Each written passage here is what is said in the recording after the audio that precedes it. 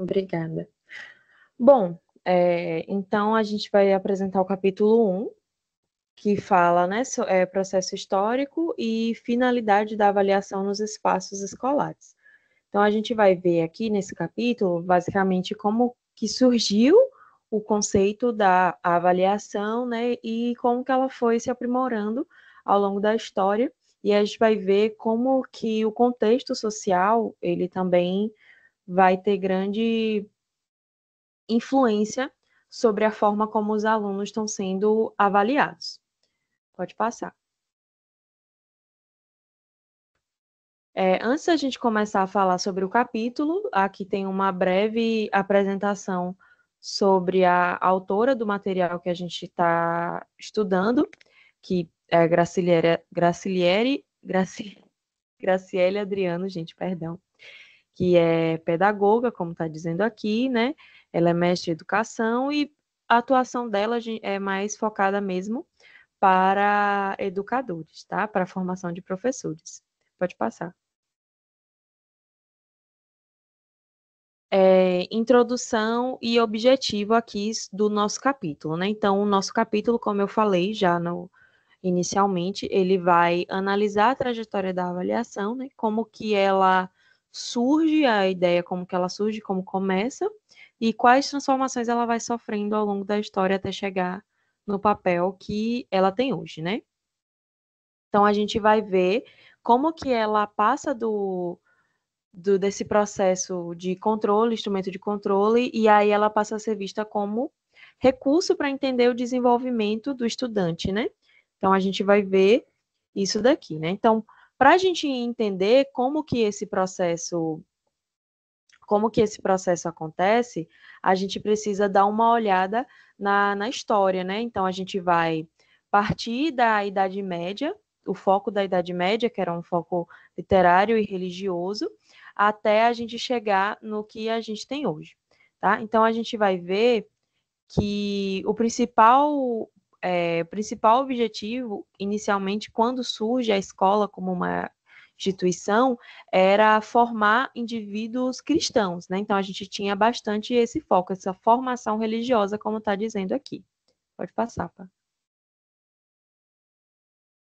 Então, a gente vai começar aqui falando um pouco sobre Antiguidade e Idade Média. O que a gente vai fazer é basicamente uma linha do tempo do processo avaliativo mesmo, tá, gente? Então, na antiguidade, como eu falei, né, a gente vai ter a institucionalização da escola, que o ensino, ele era baseado na memorização e na imitação, né? Nesse período, a gente vai ter os mestres eles vão fazer formações individuais, então, cada um dava a sua disciplina de forma individualizada e sem relação uma com a outra, só que é importante lembrar que o objetivo aqui era formar indivíduos cristãos. Então, mesmo que as disciplinas não se relacionassem, a formação toda ela tinha esse objetivo. E o que era muito valorizado no aluno era a capacidade da memorização e da imitação do que o professor falava. Então, a gente tinha perguntas específicas sobre o conteúdo e o esperado era a resposta que fosse correta. E nesse caso aqui, gente, nesse contexto, a resposta correta aqui nessa parte inicial é falar exatamente o que o professor havia ensinado, né? Algo de imitação. E aí, quando a gente vai para a Idade Média, a gente tem esse modelo herdado, mantido, só um minutinho. A gente tem esse modelo herdado, né? Então, a aprendizagem, ela, mais uma vez, a valorização, né, na capacidade de repetir o que o professor ensinava, mas sem entender mesmo como que era o processo de raciocínio do aluno. Então, o foco era justamente a repetição. Pode passar.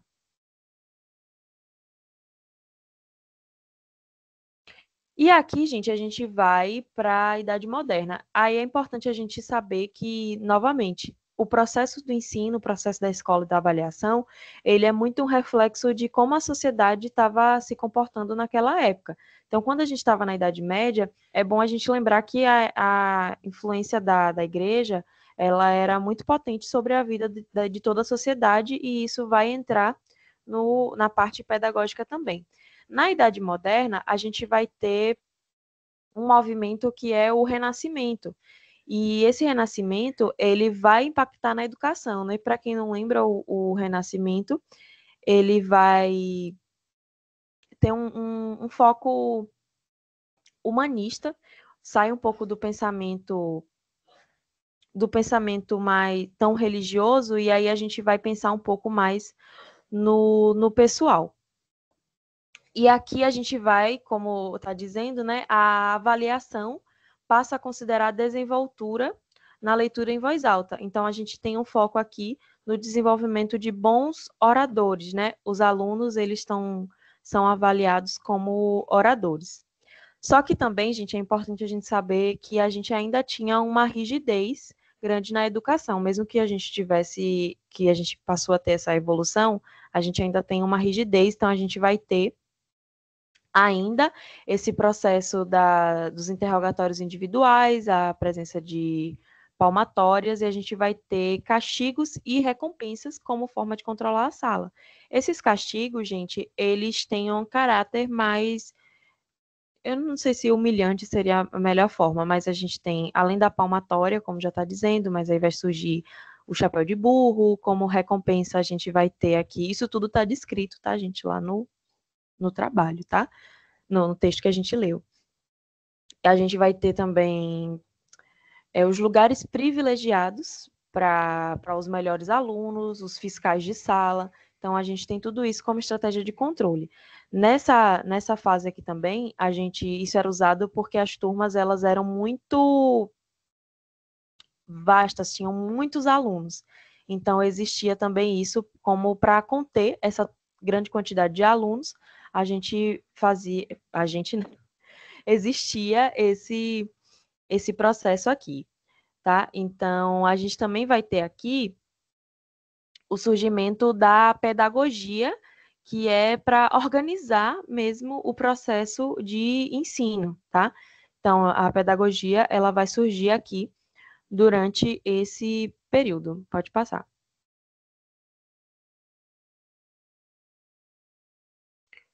Bom, aqui a gente vai falar um pouco agora sobre a era industrial e a influência da psicologia. Então, só para a gente, né, alinhar tudo que a gente viu, a gente saiu da Idade Média, passamos ali pelo Renascimento, estamos agora na era industrial, onde a gente vai ter aqui a influência do capitalismo dentro da educação, né? Quando a gente passa a olhar pelo um contexto industrial, novamente, vamos pensar que a sociedade impacta em como acontece o processo avaliativo. Então, quando a gente está aqui nesse processo industrial, a lógica fabril, ela vai entrar no processo de avaliação. Então, a gente vai ter aqui agora um objetivo de medição de resultados que é parecido com o processo fabril. Então, a gente quer agora quantificar o desempenho dos alunos. Então, a gente vai partir desse processo, medir, quantificar, um conhecimento que é quantificado, né? O foco aqui é no resultado, é em algo como, ai meu Deus, agora eu esqueci o nome dele, Lucchesi, que vai falar sobre pedagogia do exame. Então, a gente vai ter um foco muito grande no exame final, né? E como a gente estava falando, né, na discussão antes do seminário, sobre aquilo do final, né, do somatório. Então, a gente vai olhar muito para aquela avaliação, né, e tudo que o aluno aprendeu. Só que aqui também a gente vai ver, né, século XX, a gente vai aparecer os filósofos da educação que vão influenciar não só na formação dos professores, como também na prática pedagógica. Então, aí aqui durante esse processo, a gente vai ter os pesquisadores que são Piaget e Vygotsky, né, que a gente já conhece, que vão aparecer como algo mais centrado no aluno, né, Piaget que vai falar um pouco sobre as fases, né, dos alunos, e Vygotsky, que também vai trazer muito algo que é do aluno e para a gente expandir, né, expandir o que o aluno já sabe. Então, a gente também vai ter a lógica psicologia humanista, que vai trazer mais uma vez esse foco para o aluno e não do professor para o aluno, né? Então a gente tem essa influência na formação do professor, e essa informação vai impactar na prática docente. No texto, a gente também tem outras pedagogias, que ela fala também um pouco sobre a psicanálise. Então, todas essas tendências psicológicas que surgem impactam na prática docente. Então, aqui agora a gente vai ter a avaliação como algo de diagnóstico, como algo mais processual e não só classificação, algo estratificado. Pode passar.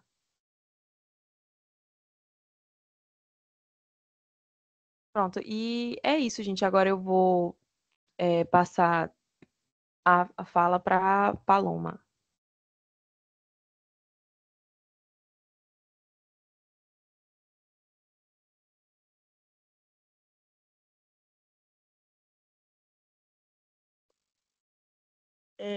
O ensino e avaliação no Brasil. Esse é um ponto crucial da história da avaliação. A partir da década de 1930, com o movimento da Escola Nova, a educação brasileira ela começa a se opor ao modelo tradicional, que era centrada no professor e na memorização. O foco passa a ser o aluno e suas necessidades. Mas o grande marco, sem dúvida, é a Lei de Diretrizes e Bases da Educação Nacional, a LDB, de 1996. A LDB é um verdadeiro divisor de águas. Ela não apenas regulamenta a educação, mas também traz uma nova concepção de avaliação, o que rompe o modelo antigo. A lei ela estabelece no seu artigo 24 princípios revolucionários para a época. O primeiro ponto é a avaliação contínua e cumulativa, que nos diz que a nota final não é o mais importante. O que realmente vale é o desempenho ao longo de todo o período, ou seja, a sua evolução durante todo o processo. E o mais importante, a LDB ela dá prevalência aos aspectos qualitativos sobre os quantitativos. E o que significa que a nossa avaliação ela não deve só olhar a quantidade, e sim olhar para o processo, para o desenvolvimento, a qualidade desse aprendizado. Além disso, a lei ela estabelece a obrigatoriedade dos estudos de recuperação, dá mais uma chance ao aluno, o que mostra que o objetivo da escola não é reprovar, e sim dar ao aluno mais uma nova chance de aprender, um suporte para que ele consiga superar essas dificuldades. Na educação infantil, a LDB é ainda mais clara, é onde a avaliação ela visa apenas o acompanhamento do desenvolvimento da criança, sem objetivo de promoção ou reprovação. Apesar da lei ser de 1996, o texto, o capítulo que a gente leu, ele aponta um desafio, né? A cultura da avaliação quantitativa ainda é muito forte. Por isso, ele traz que é fundamental que os educadores entendam a LDB não como uma regra, mas como um convite para repensar toda a prática docente.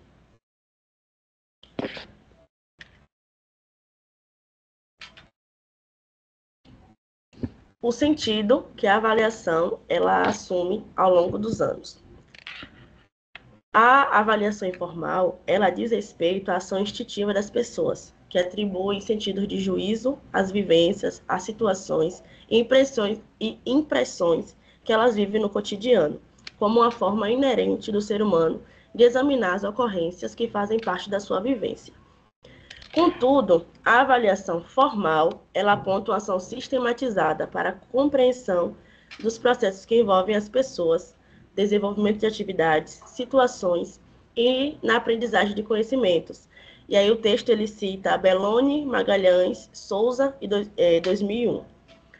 A avaliação formal, ela destaca um diferencial à avaliação informal, quando ela é precedida de intencionalidade no aprendizado e desenvolvimento de funções cognitivas. A informal é algo mais do dia a dia, e o formal é quando tem a intenção que tenha um processo de aprendizagem. E aí o capítulo, ele nos traz pedagogia do exame. Na contemporaneidade, segundo Lucchesi, de 1996, o sentido da avaliação ainda se baseia em provas, exames, trabalhos, entre outras formas de averiguar o aprendizado, incidindo na avaliação ainda como função classificatória em detrimento da diagnóstica. Assim, a avaliação diagnóstica, como a revelação do estágio, se encontra no processo de aprendizado do aluno, para que o professor possa organizar sua prática educativa com a finalidade de prosseguir os estudos com a turma. Logo, a prática educativa garante a manutenção de avaliações classificatórias, reproduzindo uma pedagogia do exame, em detrimento da pedagogia do ensino e aprendizagem, onde o objetivo central se encontra nas provas e exames. E aí, no texto, Lucchesi ele traz 6 características da avaliação escolar. A primeira é a atenção à promoção. Para muitos alunos, onde o objetivo de estar na escola é apenas passar de ano e não aprender.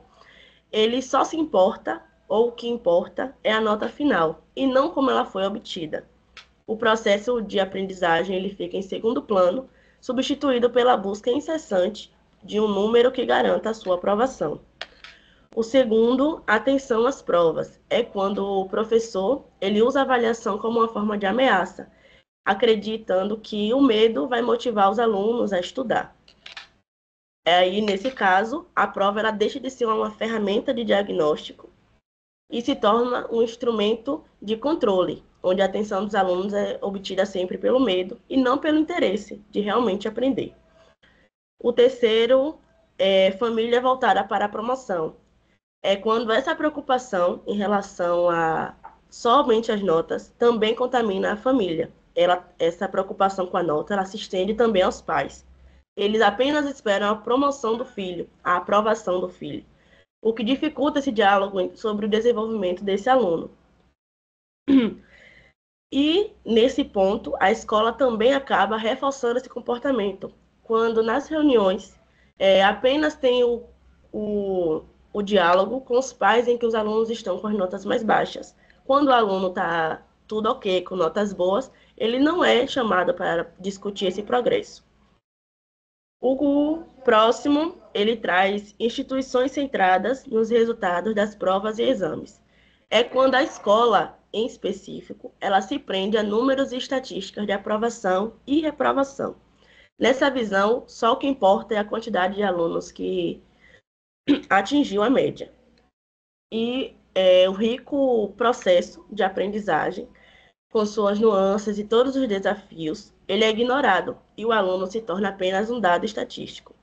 Nesse ponto, no capítulo que a gente leu, Lucchesi ele faz uma crítica. Ele diz que quando a escola ela se torna refém desses números, ela não enxerga mais o aluno como um ser em desenvolvimento. Ele é tratado apenas como um mero dado estatístico. O próximo sistema social garante as notas obtidas em exames.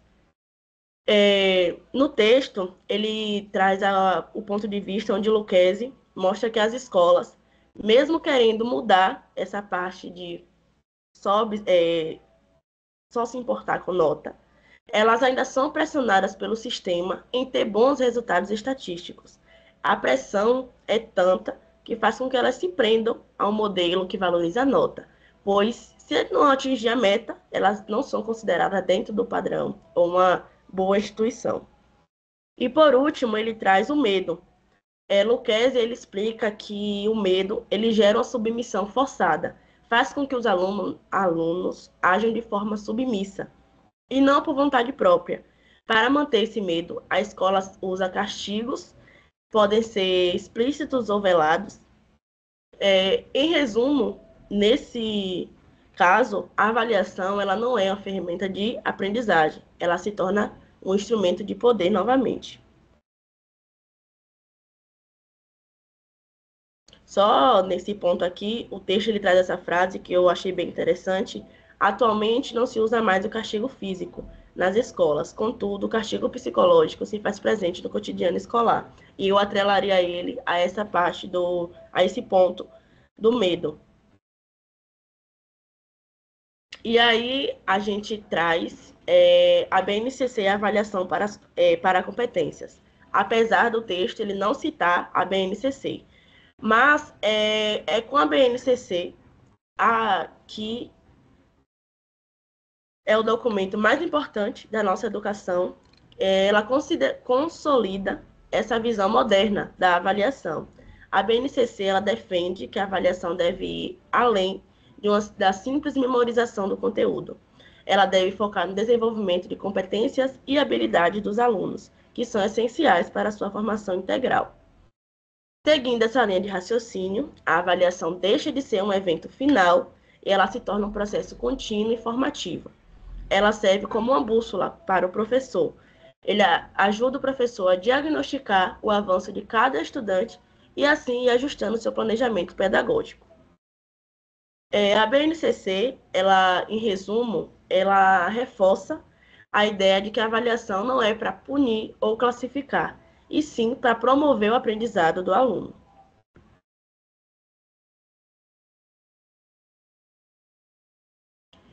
Instrumentos de avaliação.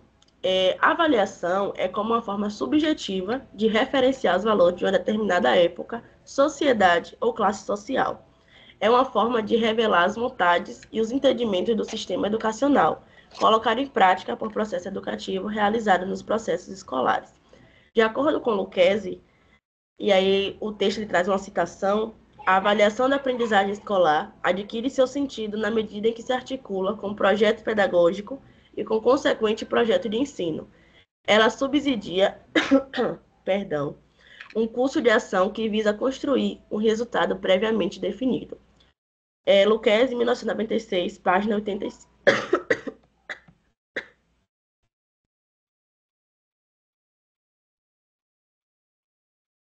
Saúde, pá.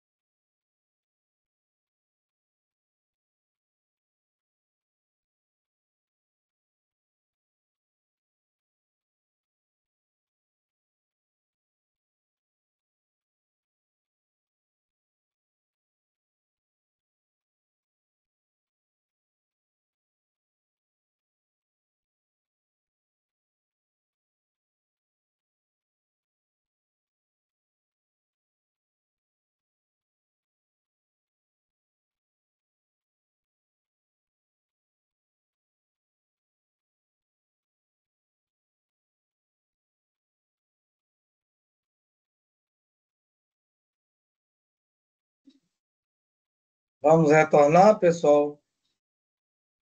Professor, só um minuto que eu acho que Paloma teve um problema aqui. Eu tô falando com ela só um minutinho.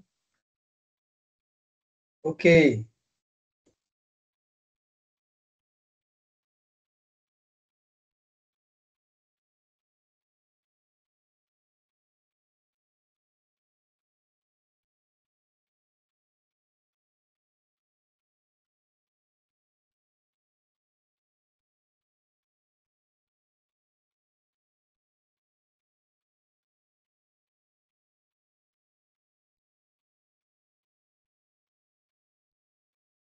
Pronto, ela já tá voltando já.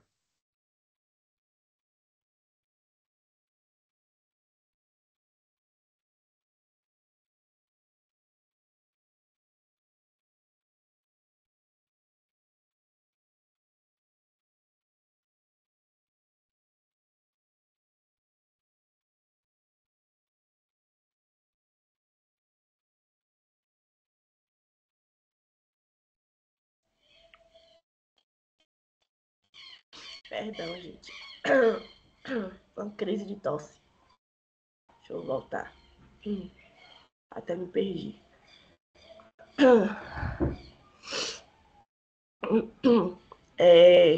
Eu falei da citação de Lucchesi. 1996, página 85. Dessa forma, a avaliação da aprendizagem, ela infere decisões sobre a aprendizagem dos alunos como uma garantia que revela a qualidade do resultado educativo. Assim, os professores, de modo geral, ele atua em 3 procedimentos básicos que estruturam essa concepção de avaliação da aprendizagem escolar. O primeiro é a medida do aproveitamento escolar. Essa medida do aproveitamento escolar diz respeito à obtenção de resultados da aprendizagem por medidas que variam conforme os tipos de instrumento os tipos de instrumentos utilizados. A medida nessa questão é como um padrão que servirá para medir o objeto, quantas vezes forem necessários. Os professores, eles fazem uso de observações, testes e outras formas avaliativas com critérios padronizados. E a partir da medida, o professor consegue averiguar o nível de aprendizagem dos alunos. O segundo passo é a transformação da medida em nota ou conceito. Esse segundo passo, ele consiste basicamente em transformar a medida do aprendizado em uma nota ou um conceito, onde que é obtido por meio dos instrumentos avaliativos em que ele é usado. E os resultados são comparados com a medida pré-estabelecida, que a gente chama de média.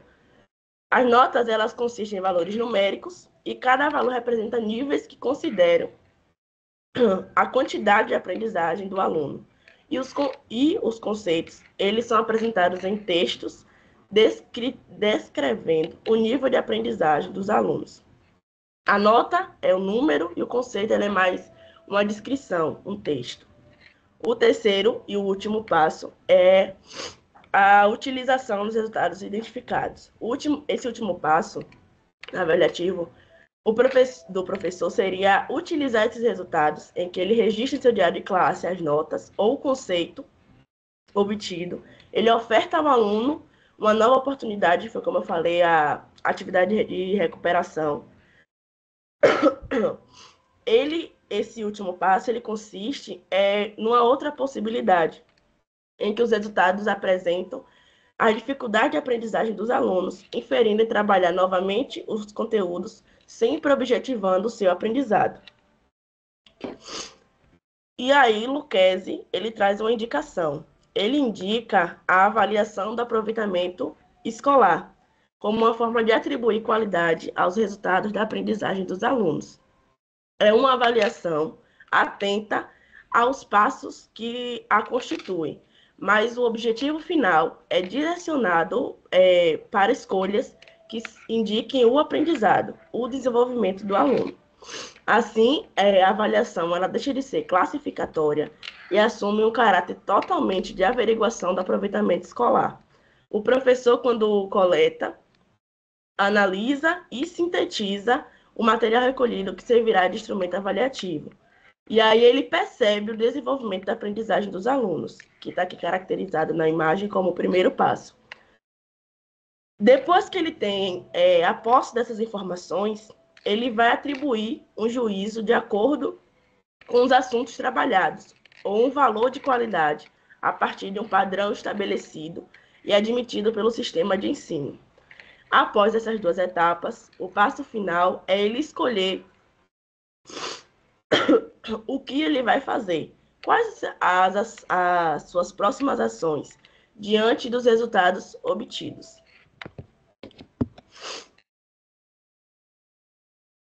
E, por fim, a avaliação ela evoluiu de uma prática classificatória e quantitativa para uma ferramenta de diagnóstico e reflexão. E, apesar da persistência de modelos antigos, a LDB ela inicia um movimento de questionamento e reflexão.